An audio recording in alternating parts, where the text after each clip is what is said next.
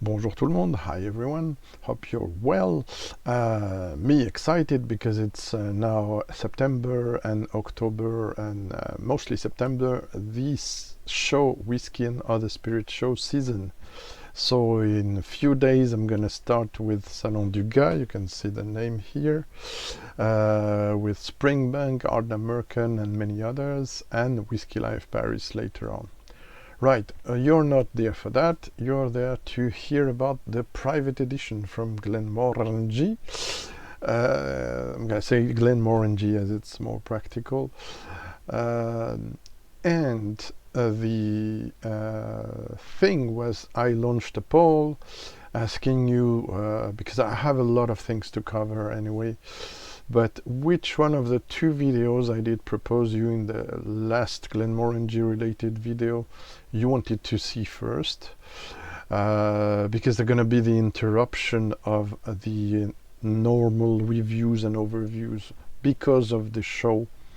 The shows I'm going to attend to show three shows in fact, and I'm going to put some videos in between, but I will have to report about those shows too and organize things so it can be not too heavy for you to hear about it. So maybe not like last year.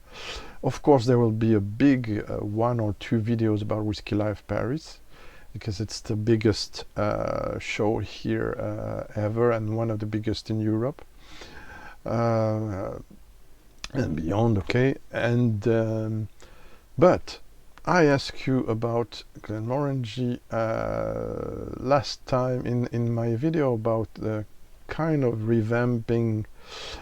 Can we build a perfect core range was the title. I did present you the distillery, my experience with it, which I happened to visit 2 times, and I also told you I will do 2 separate videos because I have let's say how many, 9 or 1 2 3 4 5 and the X, and yeah, 9 I think whiskies from the GLENMORANGIE distillery, so I cannot do a single video about them. I did already do a video about the GLENMORANGIE 18 years old, the older, named extremely rare, not currently the INFINITA, rebranded one, very recently rebranded. I did also a video about the X. I wonder if it was not in live stream as well, I'm not sure. I have 270 videos now on my account, so forgive me if I forget a few things. So what's next? Next one will be about 3 different expressions related to the 10 years old. So I'm not gonna detail that because I talked about it in the previous video. And the port wood, which is one of the very first finishes they did, along with, of course, the sherry was before, but one of the very early and one of the first. Well, I will tell you more about that. But we're not here for that today. We're here to talk about a range of GLENMORANGIE which do no longer exist, and which I regret it does no longer exist, and which for me kind of been replaced by the A Tale of series. But for me it's not the same target, probably customers wise, and it's not mainly, no disrespect to Bill, Sir Bill Lumsden, who is the master of blender, distiller and head of creation there, not alone of course, but I think the Tale of series range, call it how you will, limited releases, is a bit different. There are nice things in there. I haven't tasted them all. But before we do that, I would like to show you something. I don't do editing, you know, so it's a bit painful for me and for you, I know. But maybe you can pause if you like, because I did some searches to try to find the composition and the all the specs, the basic specs that you need, knowing that the whole series is non-chill filtered but doesn't say nothing about color. So I'm gonna try 3 for you. One I did try in the previous video, but I didn't give any rating. So I'm gonna give you ratings as well for those 3. And then I'm gonna also do a mystery whiskey, which I gave a few hints before, but not sure you know what it is about. That I thought could fit in that lineup. But yeah, before that, here's a list I did do. If you want to pause to maybe, yes, you can capture it. It's not a really copyrighted thing. You can find it on the internet, but there are mistakes here and there. And even in Whiskey Base, it's a bit painful to get all the details, the releases. So here are the 10. It did start in 2009 and ended in 2019. I wrote 2018, but the release is probably 2019. Yeah, as I wrote above. So here are the 10 releases. As you can see, the recipes are a bit different. I'm going to speak very quickly about them and then more about the 3 I have in my collection. So you see it has been followed by A Tale of Cake, which I tried to put in order. I have to admit and apologize, not apologize, you cannot try everything, but I'm sorry I cannot speak about the 2 first, Tale of Cake, Tale of Winter, which I never tried, and the last one either, which I haven't tried yet, and the non-very positive reviews didn't encourage me to do so. But if I come across in a show, I will be pleased to try it. But so far, I tried only the Tale of Forest, which was crafted from barley killed with woodland botanicals, which was quite nice. A kind of trying to do an old school single malt, and then Tale of Tokyo, which used bourbon sherry, so ex-American oak and I guess Spanish oak maybe, and Mizunara oak for the finish. So this goes on now, it's not ended. So but if you go in secondary market or in dusty shelves, you might find something which I consider more interesting, the Private Edition. I did try them all, so I think it's interesting to hear about my experience. All except, if I'm not mistaken, yeah, the Milsine. Not sure I pronounced this correctly. I haven't tried it, the Private number 7. So retoasted wine cask. I don't recall to have tried that, but I tried all those others. These are all no age statement, except 2, the number 3, number 4, which are age stated. So very quickly, I'm going to present you this series, which is a kind of experimental, and 46% ABV for all except 1. We're going to try the ALLTA, but the recipe is always different. So first one was a Pedro Jimenez finish after a bourbon maturation. Please, for the no age statements, take my statement there in the list with reservation.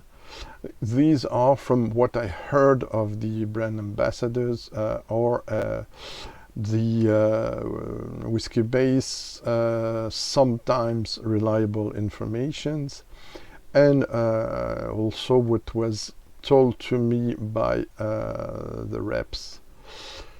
So I think one is missing there, but it's no big deal. The Campanta, I didn't say how much time, but yeah, so all in all, I thought all were nice, from nice to great. I didn't find any that was bad, disgusting, whatever. So it's rather well crafted, I think, series. So the one was a bit sweet but nice, the Sonalta. The number 2, FINEALTA, we're gonna try there. So it's my favorite of them all. Spoiler. The Artin was nice with the wine, Italian wine, Super Tuscan wine, which was not overpowering, but of course it's something different. Also, while most of these releases are from 7 to 12 years old, more or less, I was told most of them were around 10 years old, though, the casks. So the third, yeah, nice, but not stunning, to be honest.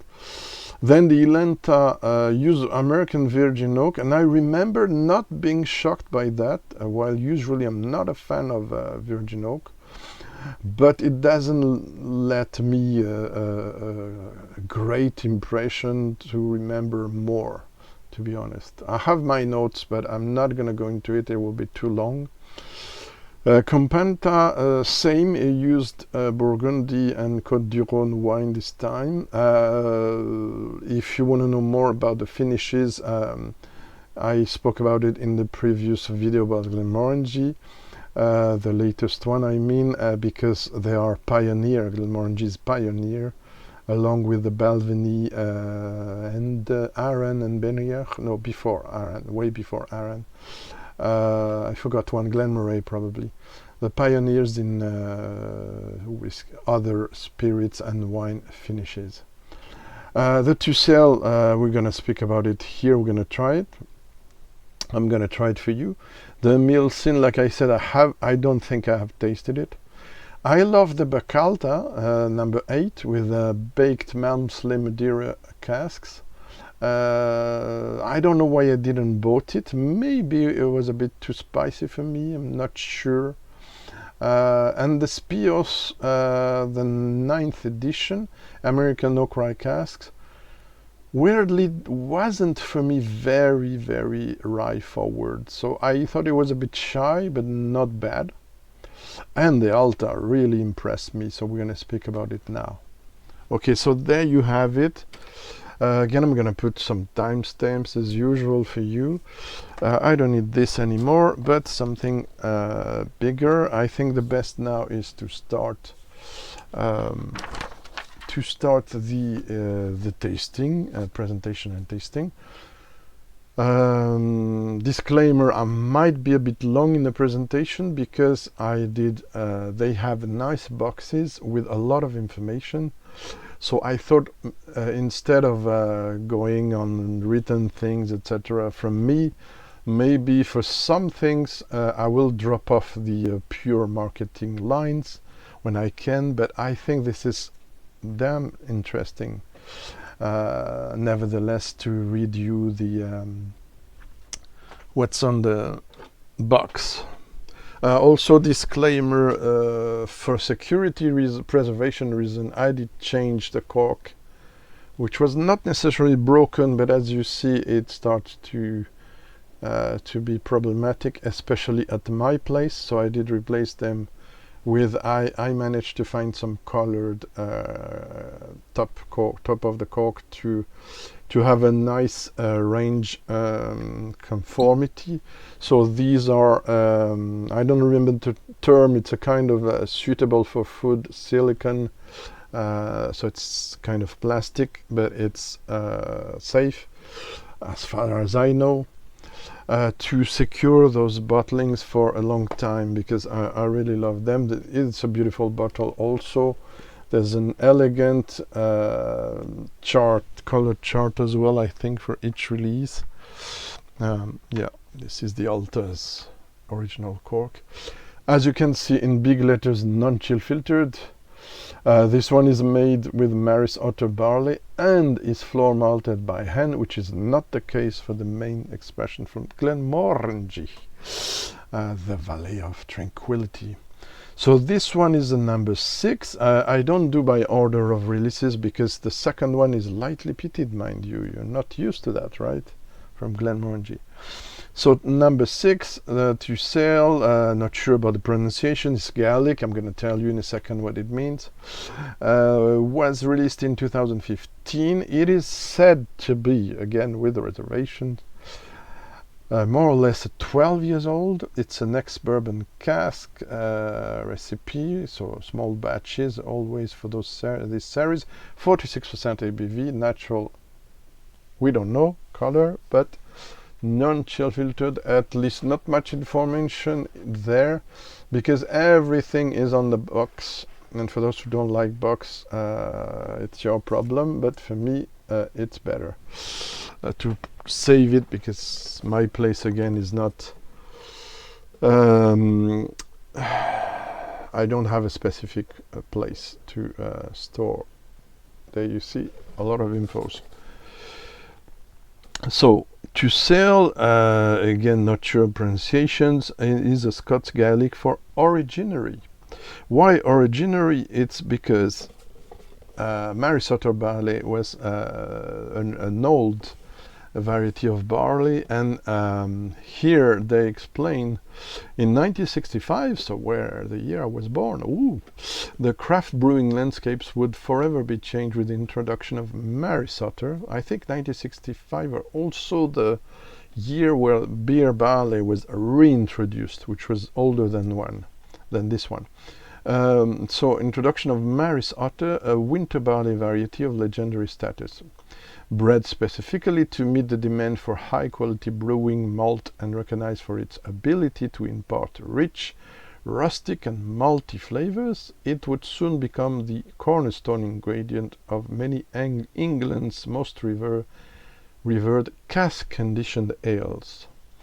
So very important for the beer industry. Despite flourishing as such for years, it would eventually fall out of favor as new higher yield breeds entered the market. Few could resist to move to lower cost alternatives, seemingly cementing the fate of the once lauded variety.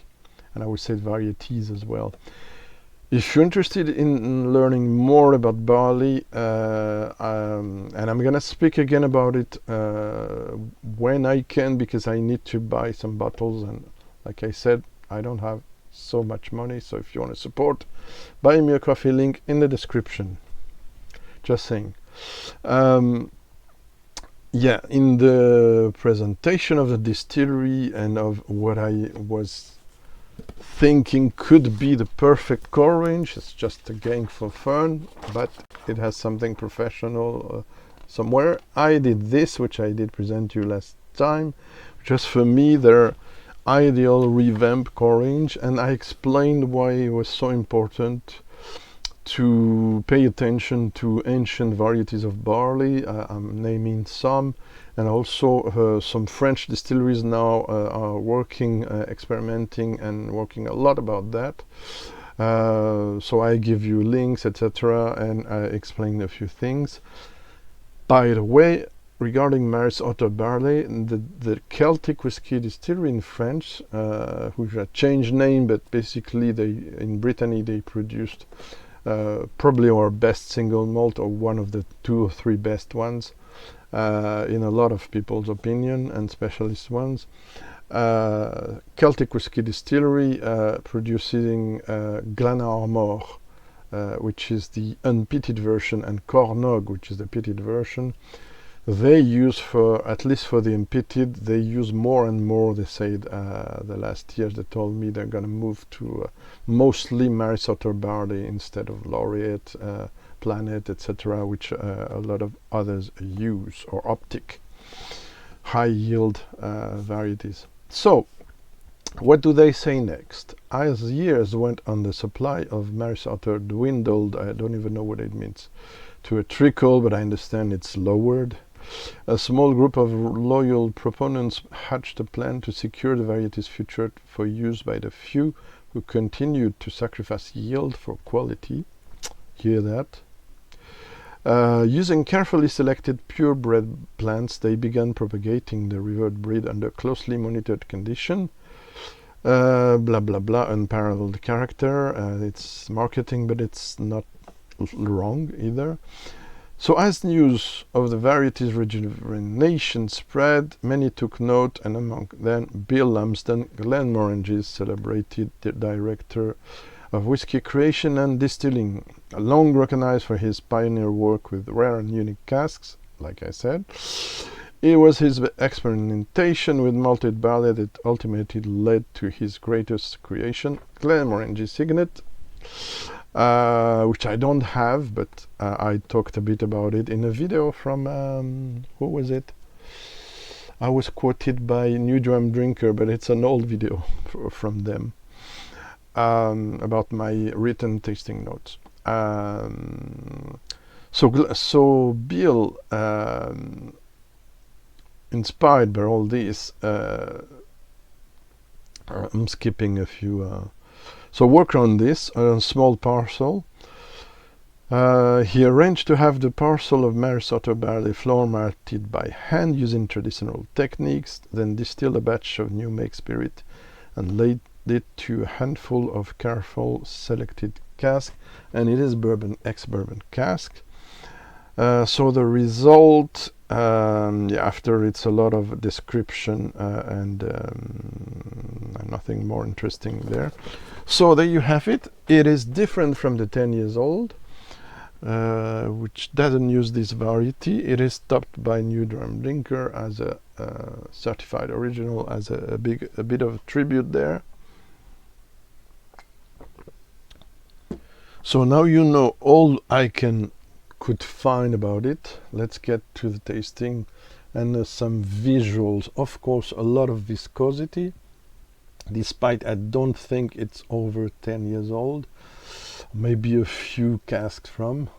That's the interest and the limitations of no age statement, by the way. I did a big video very early in my video journey, so it's not the best quality audio and video, but please, if you're interested by the topic about no age statement, have a watch, because I think, without being immodest, I think it's one of the most exhaustive or significant video about what I call the 4 different kinds of no age statements over time. It's not just one kind of age statement that's on the market, and I talk about the multi-vintages, etc. I think it can be interesting for those interested by all the pro and cons about no age statement on the nose. So yeah, it's very malt forward, malted barley and cereal forward, toasted cereal even. It's not that far from what I remember of the Signet.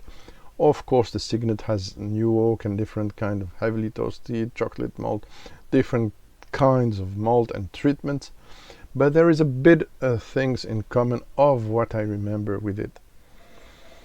So what did I say? Because memory fails sometimes. Yeah, delicate, and yeah, a lot of nuts. This hint of Angelica, which is characteristic of me of GLENMORANGIE style. So there's a hint of pastry side or boulangerie bakery side with a whole bread, toasted whole bread.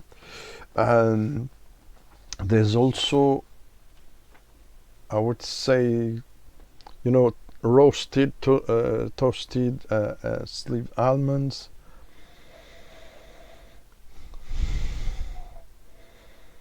But it's all about the cereals there and the malted cereals.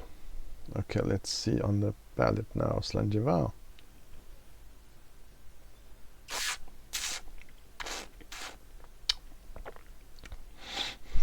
Yeah, for a second, beautifully develops. For a second before it got more precise on the malted barley, because of the sweet spices, kind of cinnamon, nutmeg, not really cloves, going a bit forefront for a few seconds. You could mistake blind with a bourbon, maybe a straight bourbon whiskey. Not a heavily oaky one, of course, but I'm not sure blind everybody will go for a single malt for this. But still, there's this malted barley, and quickly you have a bit of vanilla on the foreground, a bit of Paris-Brest French pastry with praline flavor.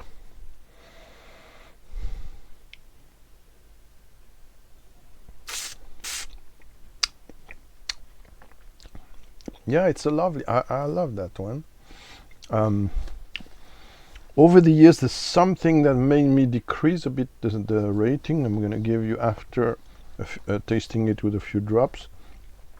Also, it's not an empty full bottle, but it's still reasonably full. What did I found else? Yeah, some stone fruit, yellow fruits, which I called sweet spices. There's also some natural caramel, the soft one, the not hard caramel. There's some honey, maybe acacia plus a bit of chestnut, I think, caramel, honey. I forgot to write that. Yeah, chestnut honey.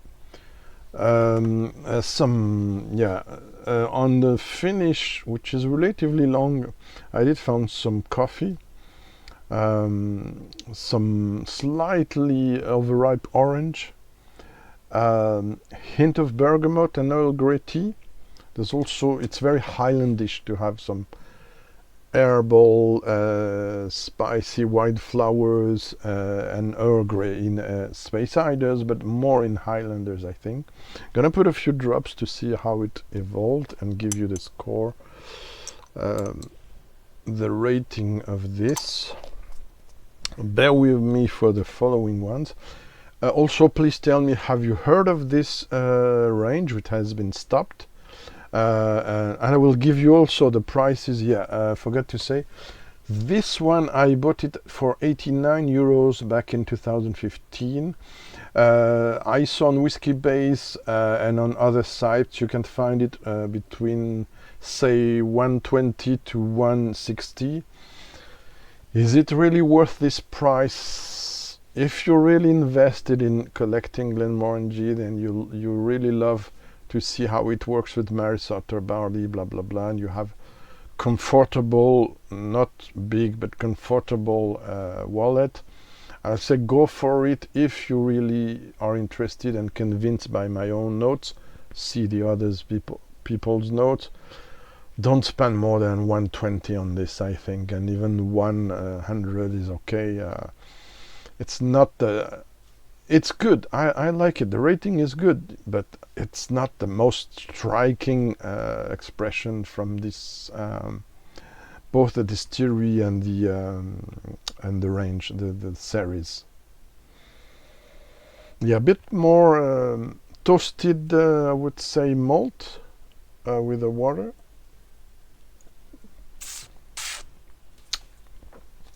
It's good. The alliance between nutty notes, bit chocolatey, and very cereal forward. Again, bread, a lot of different kinds of breads and cereals, really. And yeah, dried fruits. I forgot the dried fruits. Raisin de Corinthe, raisins from different Corinth, smeared on different areas of Greece, which I know. Yeah, I did note though that when you open the bottle, it was a bit sulfured and farmy, but this did disappear after, let's say, 2 pours. So it was a bit weird. The rating for this one, in my opinion, it's worth 89. Let's say in a good day 89.5. But yeah, somewhere between 88, 89. I maintain it to 89.5 because it was 91.5 at the first try. So weird. So maybe now I'm a bit more tight in my rating. Sometimes I wonder if I'm not going to switch from 100, the 100 scale, which a lot of you don't like, I know, and maybe go to stars, 7 stars divided by 2, and that's all. Like I think in there's some French reviewers and others who did use that in the past, and I thought it was nice, but yet I go to half points and okay. So there you have it for this one. It's a good one. If it was released today, though, with all that's out in the market, Will I still buy it for 89? I am not sure, to be honest. So it has some kind of a context value. 2015 context value, I have to say. So next one is my favorite of the 10 by far. Absolutely wonderful, topped by Whiskey Novice, Jim coin. Absolutely gorgeous expression. I think it's one of the 5 where's the picture? Yeah, the 5 most highly rated Glenmorangies in my experience. I would like to have this in my collection, but I don't have it, along with this one, which was one of the very first finishes and prestigious one I did try. Maybe I will talk about you someday. The Tin l'Hermitage finish 1978 that I got to try at the distillery in 2002. And it's a 19 years old, bottled at 43, but absolutely gorgeous. But this one isn't to blush for them. I mean, isn't bad either. It's the only one I have, and I saw there might be others with a kind of leaflet booklet to present it on top of the box information, so it's a lot. Not sure I'm gonna read everything there, but I did pronounce, I apologize to the brand and to the Gaelics and the Scots. Until I rewrote this, I have to confess and apologize, I did pronounce it FINEALTA, which is wrong. And it's FINEALTA, it says on the box, for elegant. So I'm gonna speak again about it, but they say on the front that it is an exquisite recreation of Glenmorangie as it would have been enjoyed in the early 90s, 90s. In the early 90s, yes. Created from an original recipe, Glenmorangie FINEALTA has distinctive vanilla and citrus note, layers of rich fruit flavors from both maturation Oloroso Sherry cask, lightly peated malt, adds a surprising hint of subtle smokiness and deep layers, blah blah blah.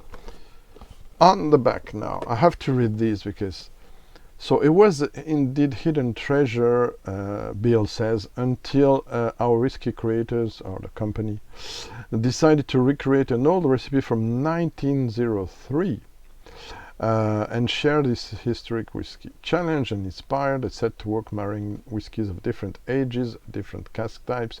So this one is said to be 12 years old minimum, but I'm not sure about that, so with a pinch of salt, please. So it's a bit of marketing, but then history.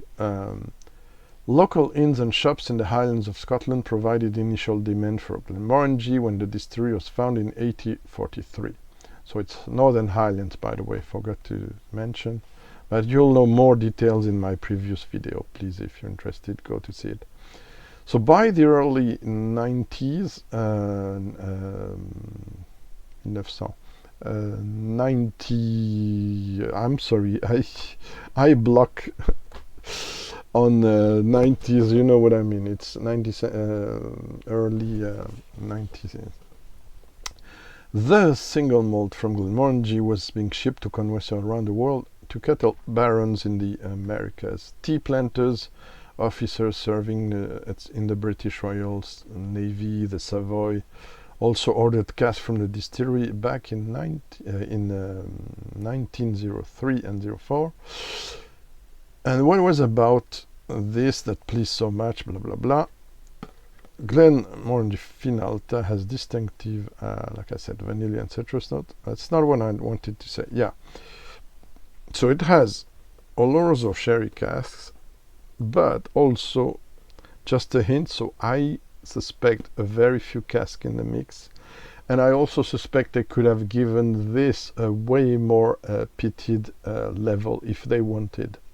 Also because LVMH, who French Louis Vuitton Moët owner owns also Ardbeg, so if they wanted they could borrow ex-Ardbeg cask as well, if you see what I mean. But so they say, just as a hint, Glenmorangie used to have, when the barley was dried in the distillery's peat-fired kiln. So this is the final touch, a gentle smokiness with layers of subtle floral scents.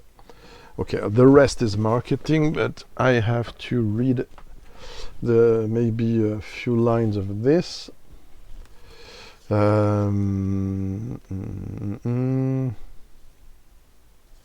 Okay, so most of it is the same as the box.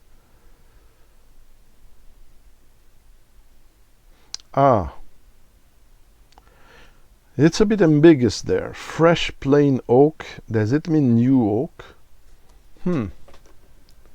It's a bit ambiguous there. But it's what I translate.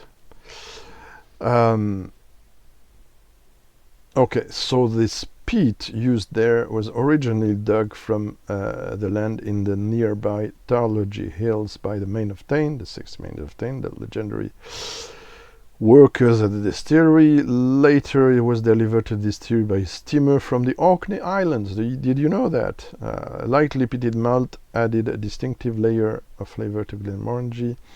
Recreated here. Then they talk about the Savoy. I'm not going to go into that luxury sales, etc., but they mention 1898.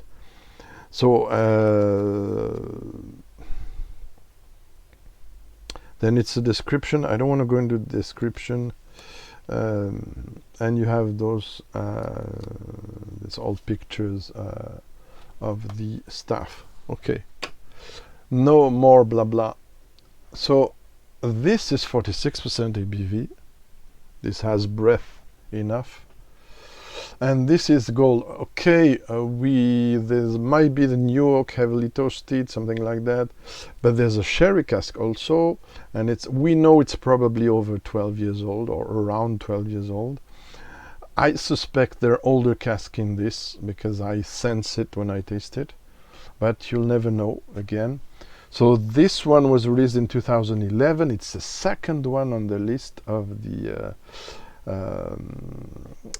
they say ex-Bourbon, but for me there's new oak in there, as I understand it.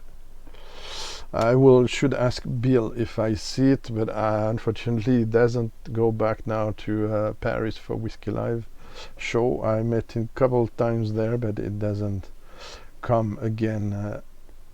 So this one, you won't believe it, was sold, is my favorite Glenmorangie of my collection, was sold 55 euros back in the days, 2011, and now if you want to find it, it's no less than 300 to 400 euros or more, secondary market or whiskey base. So yeah, I will not recommend you to go that far, of course, unless you have deep pockets, but it's you're gonna see. So viscosity at the max again, and then the nose. The complexity of this, the elegance of this, the refinement with a really tiny pit smoke signature. This is something else. Would I recognize it as a Glenmorangie on the nose? Because I have the bottle, maybe, but not sure in a blind tasting. So it's super complex, floral, fruity, bit oaky, bit spicy. There's some flowers, bit heady as well. Where did I wrote? I'm trying to be precise, but you know, in a video you don't have time to spend half an hour or more, which I do when I do these with it. So I'm gonna make it as short as possible. So yeah, candied fruit, spices. Slightly, when I opened it, it's now at this level. Unfortunately, I don't have backups, reserve bottles. I would love so much. I had a slightly spirity note, but it went away quickly. Then I have a vin chaud note, which is French for when they say it in warme Vision. I think it's in Germany or in Belgium, not sure. So you know, this hot red wine in winter, in the in the special open air markets, and they pour you this with Christmas spices, so cinnamon, cloves, cannelle, girofle, muscade, nutmeg, and a bit of aniseed as well, so it's very Christmassy. You have this, it's honeyed as well also, but very complex honey. There's something green, Earl Grey teen, maybe some laurel, I note. There's something of an old cigar also, Habana, you know, these double Coronas, and I did try once or twice a long time ago with a connoisseur. Oh man, who's not there anymore, rest in peace, brother. A sad story. Yeah, very green, beautifully floral, cannot really pinpoint something in particular. Maybe some lilac. There's not this lily on the valley note that I get into the 10 and in other expressions, very typical, but it's still a bit heady flowers, but tamed. I mean, this with time in a glass, there's a lot of things. Violets maybe slightly, very slightly. There's an herbal side, which is also strong. It had the time to breathe, but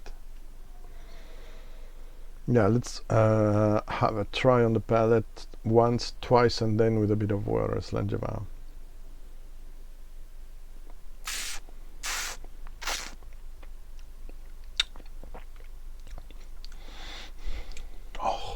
Oh, last time I tried it, I didn't get that level of smoke, because I had to open it, close it several times. Wow. Now I get more heady flowers. Wow, wow, wow. This is exceptional. Yeah. We'll try it with water and reveal you the... I mean, it's a super long finish, but very subtle. Very subtle. It's not a pit monster, I warn you. It's not a sherry monster either. Super elegant whiskey. Well, honestly, it's the first time I think of this comparison. I'm not gonna do it because I would have to pause the video and also go a bit off the rail because I have 2 other whiskies to try for you.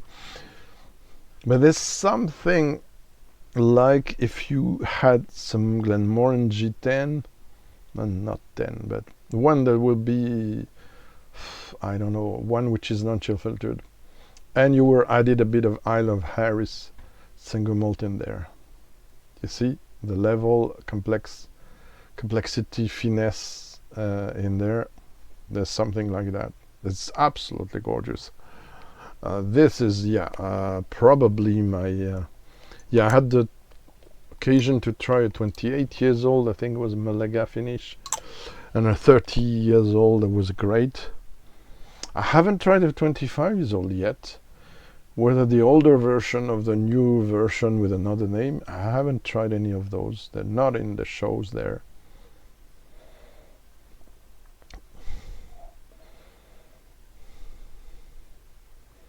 Yeah, there's something a little bit sweetened now, maybe some caramel, and something very rich and assertive, very charming.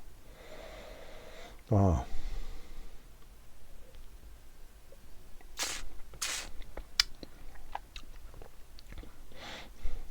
Wow, one whiskey for the rest of your life? Yeah, maybe this one. I don't know. There's not much left. Not enough. Yeah, absolutely lovely. The flowers are resonating a bit more now. Again, some peach oranges. What else? Maybe some ripe, not raspberries. Mûr. I forgot the name now. Yes, hint of violet, candied sugar. Let me find the English translation for mûr. It's always the problem there. Bear with me. Mûr. It's a very dark red fruit, so to speak. No. Oh, blackberry. Simply blackberry. Okay. I forgot the name. So there's a hint of blackberry in there.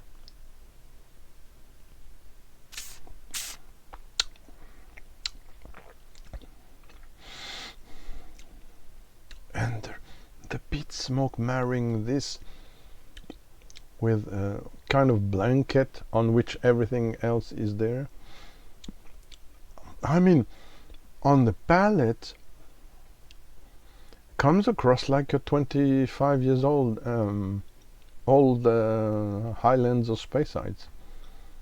Yeah, so this is mind-blowing. I really love that. Okay, another long video, some will tell me, and they're right.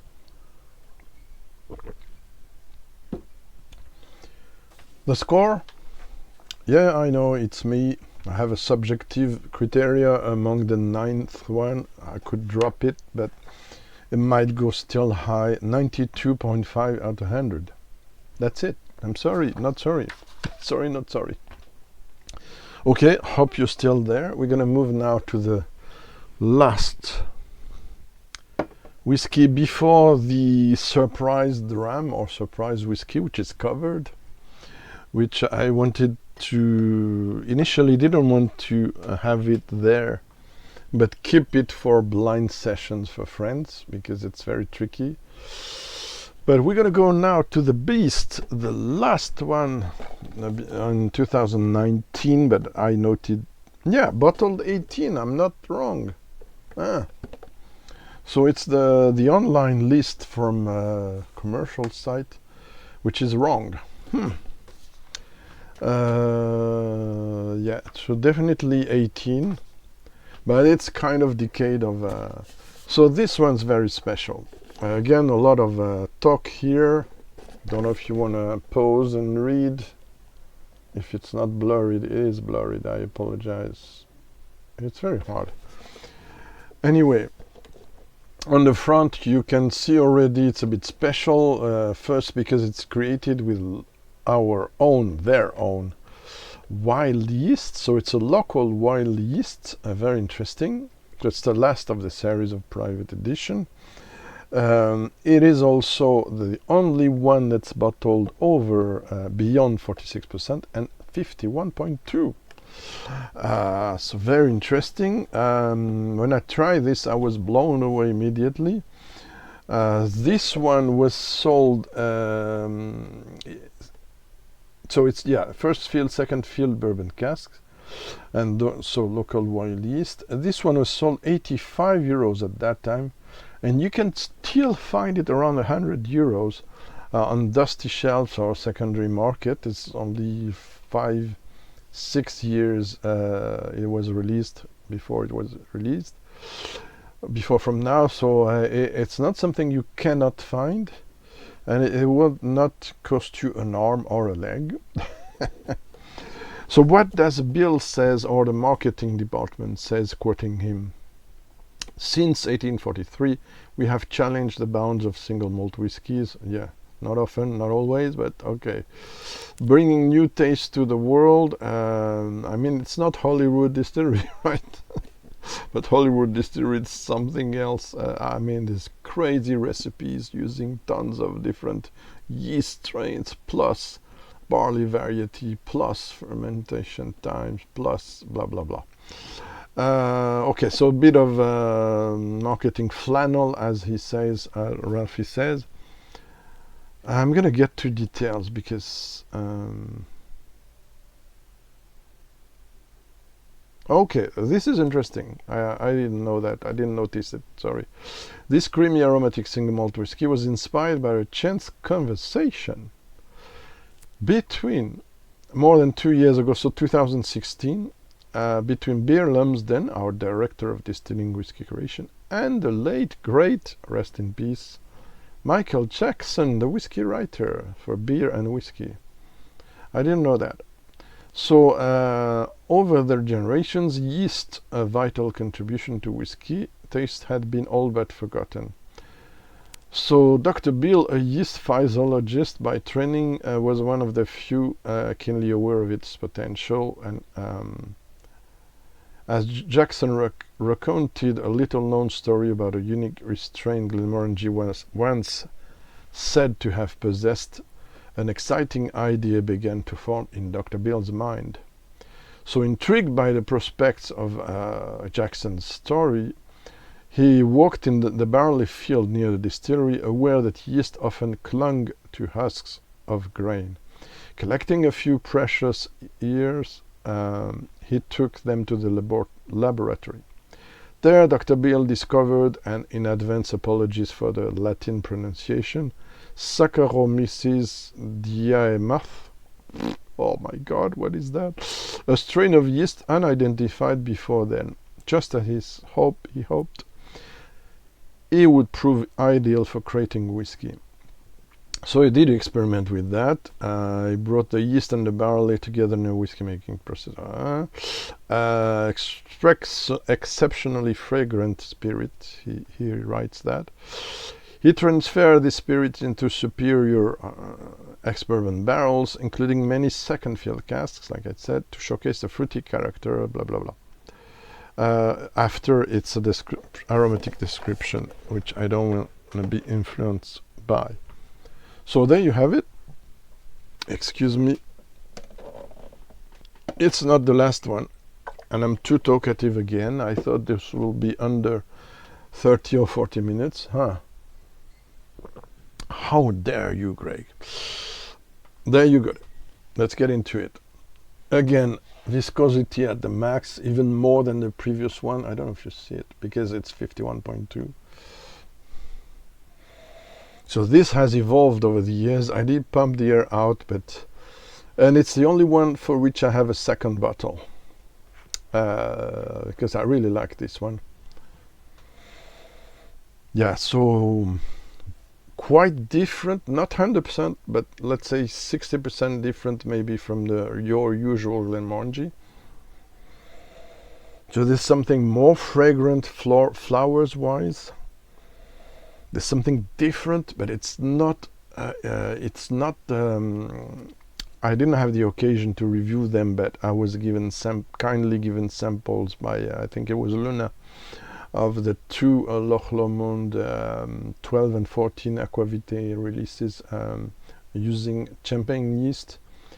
This is different. The champagne yeast in those Loch Lomond, not in other whiskies from other distilleries, did bring something I was not completely convinced of, something almost artificial, like in the Indri Trini, which I really struggle with that note of, orange vitamin tablets, which is with artificial flavor. It came across for me like that. I'm sorry, not sorry. It's my taste, my opinion, so one of the two of Aquavitaes, I liked it. The other, I struggled with it. I don't remember if it's 12 or 14. Loch Lomond sometimes also can be complicated, but it's beautiful distillate if worked well. Yeah, so lots of flowers. I would say kind of potpourri of wild herbs, wildflowers, and yet there's a typical note. This is yeasty. This evokes some lager beer, and yeah, maybe some what's the name now? There's a nice beer from Orkney that I like, which is what's the name? Frauch, I think. I'm not pronouncing well, probably. We're using heather. There's something of it there.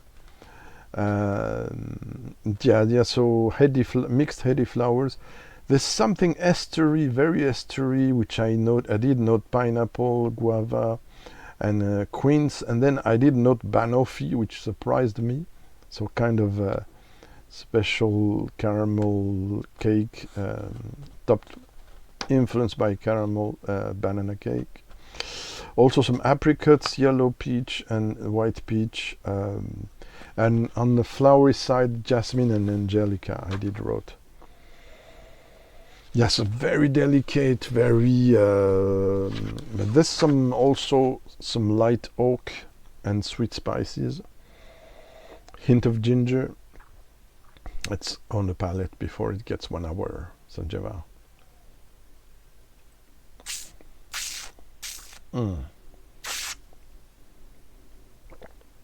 This is really good. Start sweet, again, then coating the palate with spices and of course the ABV. But there is,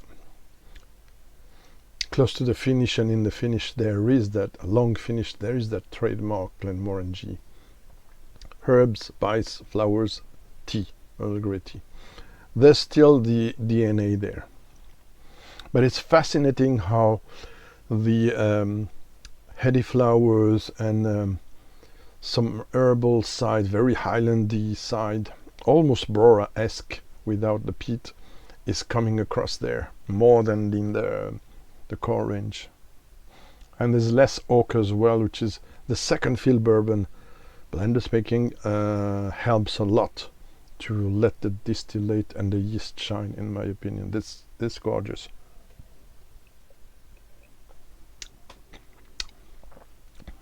Yeah, you can chew the highlands there, so to speak. I really love that. What could I compare it to if I had more time?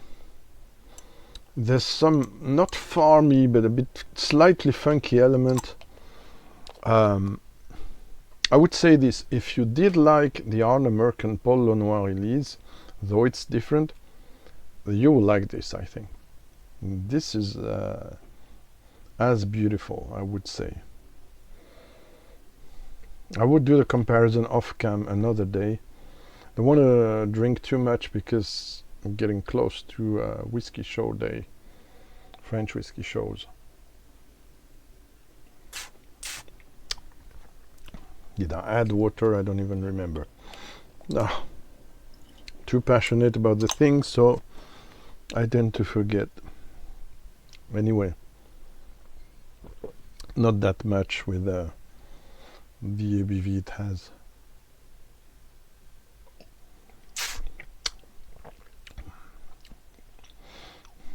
Oh, yeah, more spices coming across. A bit less flowery, less fruity. More ginger. I would dare to say I prefer it neat. So this is not a mystery why Bill did dilute that to 51.2 and not less and not more. He's a genius, at least for these releases and for most of his work. I haven't tried a lot of recent Ardbeg special releases, so cannot say a lot about it. I'm just put off by the prices they ask for. Said it. While VMH is not so far from Diageo in a way. Oh, what is this? What is this? I'm not gonna tell you my story with that specific thing because it will deserve an hour and I might have issues then, be sued or unpleasant things, but my experience was not the best with that French branch of this company, which is maybe a giveaway already. This mystery whiskey is topped by Aquavite Sniper coin, so if you want to snipe, I did say, what I did say in the last time I did say, or in a post or Instagram, I did say it has a high number, and I forgot what did I say. So do you have a hint of what it is? It's something that will struggle now, you will struggle to have, to get. So for once, what am I gonna do? No, it's not a berry broth. This was topping my Port Ellen initially, my berry broth Port Ellen, but it's gone. So can you guess before I say what it is? It's not live, so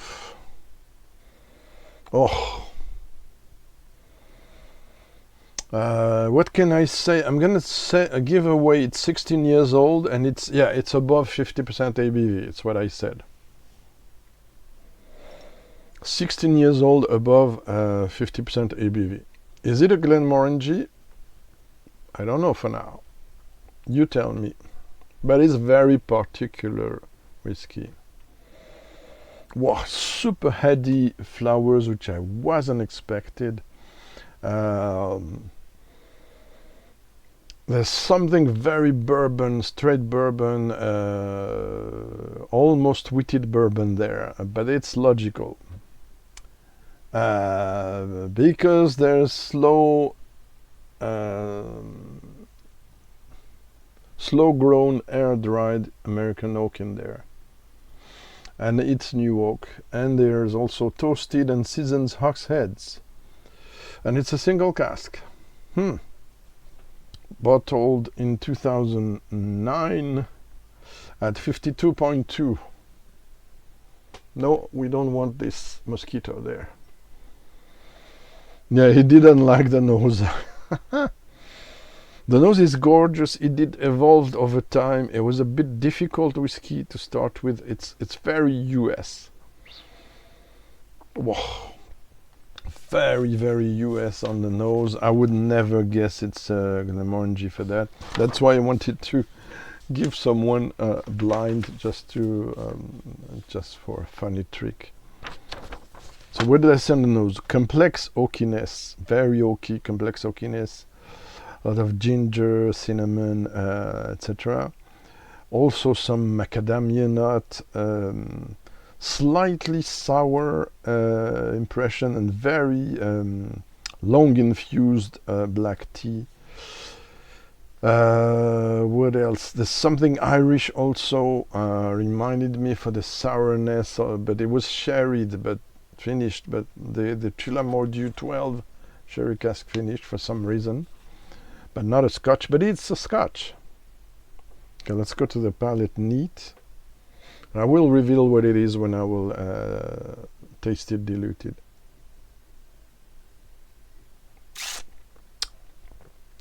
Wow. Very Christmassy. Oaky and spicy. Not overwhelming, but if you don't like oak and spices, this is definitely not for you. If you stick to the original 10 years old, and you have an old version here behind me there, and you have a special travel retail wonderful also there.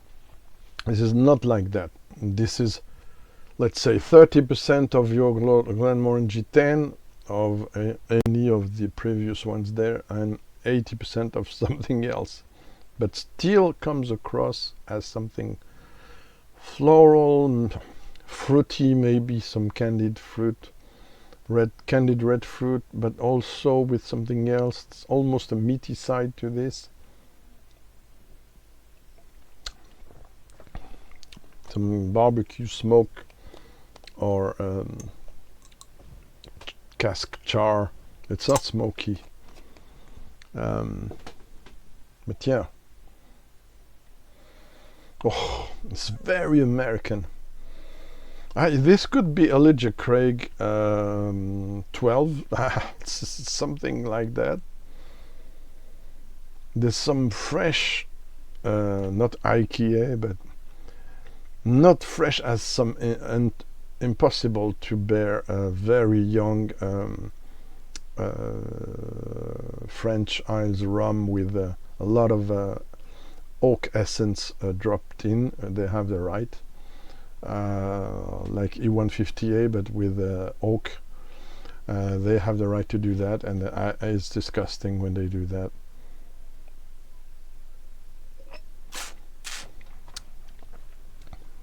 It's tricky to add too much water in this, because this is a Glenmorangie, and this is the SMWS Glenmorangie. Ha ha ha! Liquid dessert might be a bit exaggerated in my opinion, unless you are going for plum soaked in bourbon, plum dessert, like a kind of a baba au rhum, as we say here, but if it was soaked in bourbon instead, so kind of spongy cake, intensely dipped in in bourbon, straight bourbon. There's a comparison I could make. Are you gonna say, "He's crazy, Greg"? Now there's something Foursquare rum in there, Barbados rum in there too. How strange.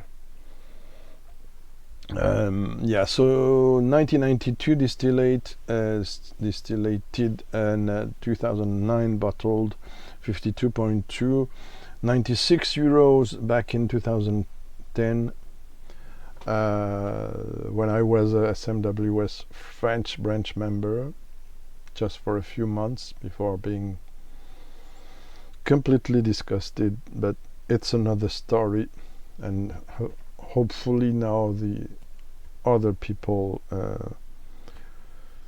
just say that are taking care of Glenmorangie France. I'm no longer part of this, but at that time I got 3 of my most beautiful bottles. This and 2 Japanese whiskies. That's all I would say.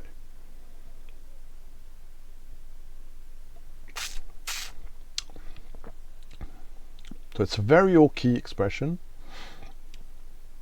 But if you like Signet, though this one I believe is a bit less subtle, 88 out of 100 was the score, because it's still very rich.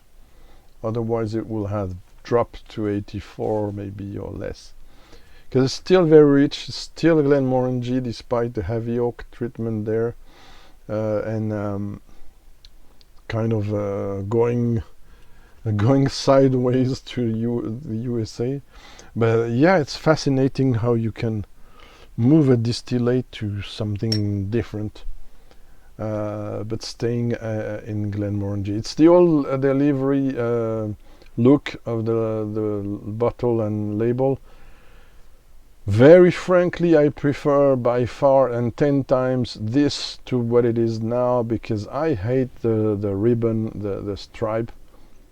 And I hate mostly the fact that they don't even disclose the number visually clearly. This is very small now, the number of the code. If you know, you know, as they say, the code. There's a list of the SMWS code online. If you click for SMWS codes, there's several nice websites and blogs that will give you the whole list. There's even now a French whiskey, Armorique, and I think the second one or third one that are entered SMWS. It's very interesting. Armorique is in there, Edu is in there, and probably now more in the future, and a lot of other world whiskies and grain whiskies. So there you have it. Hope you did find this interesting. If you did experience the private edition in your whiskey journey, even if you don't own one bottle of it, please let me know your preferences. And also, if you did try some other, this means 125 is the code, by the way, of the Glenmorangie distillery in the SMWS independent, so to speak, because at that time it was belonging to Glenmorangie PLC, so it was not really an independent bottling, to be honest. And the 26 means, if you wonder, the 26 expression from the SMWS of this distillery.